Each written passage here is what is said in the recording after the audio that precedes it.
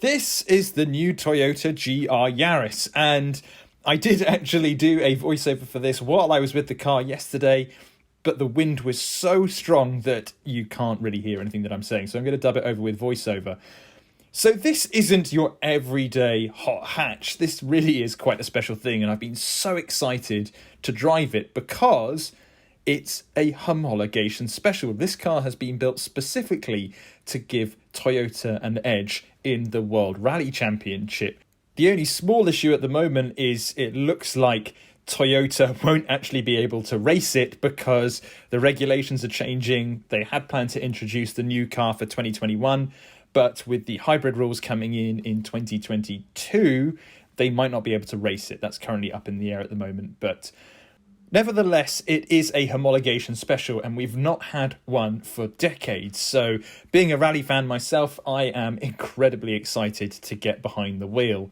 The car is currently under embargo, so I can't give you any of my driving impressions at this very moment. We should be able to give you a full review next week.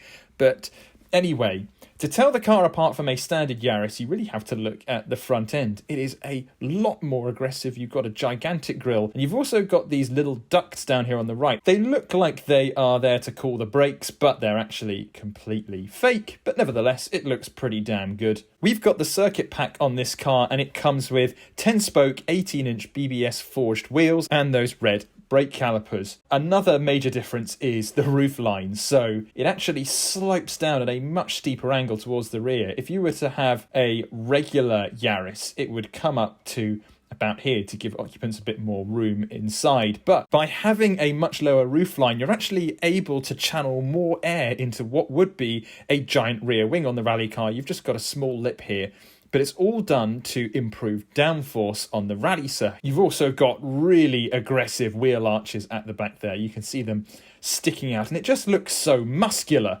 I love the back end, and you can kind of see they're blocked off a little bit, the wider wheel arches, but on the rally car, I presume you would just have lots of little winglets coming out there to, again, pile on the downforce. This has an all-wheel drive system, which is just unheard of in a hot hatch today. The amount of engineering that has gone into this car means it's not just a warmed up version of a regular Yaris.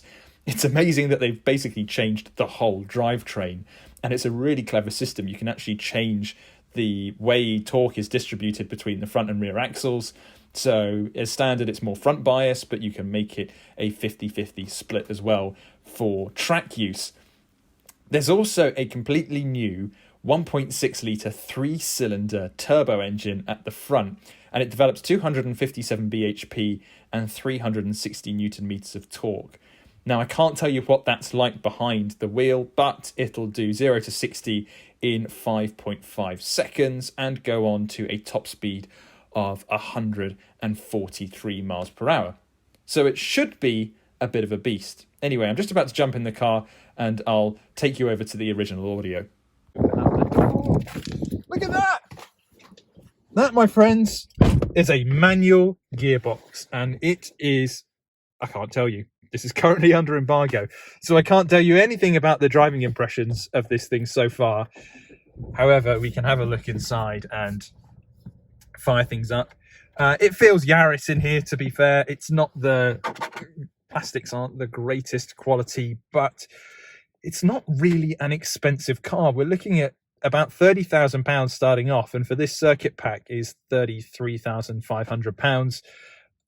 Which, bearing in mind the performance that you get, really isn't too bad.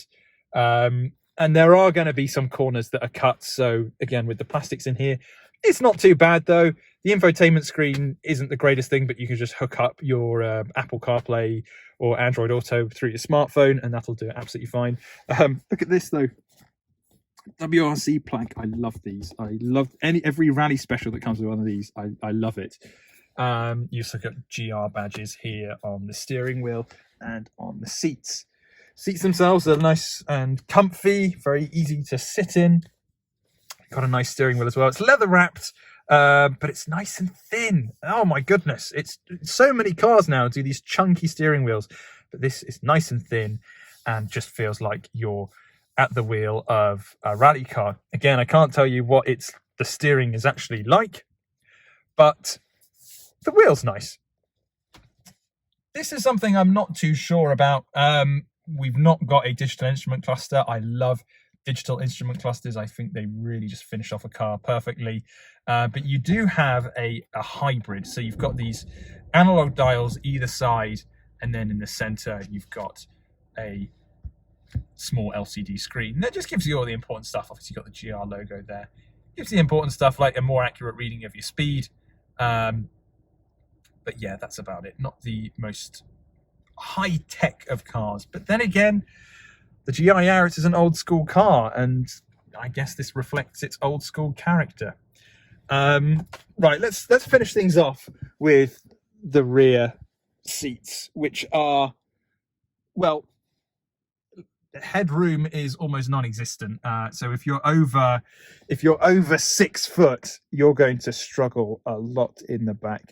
My recommendation is only put either people that are quite short or children in the back, because you are going to struggle. But behind those little slots in the back there are indeed ISOFIX points, so you can put a child seat in the back. But yes, that's the GR Yaris. Just a quick introduction to it.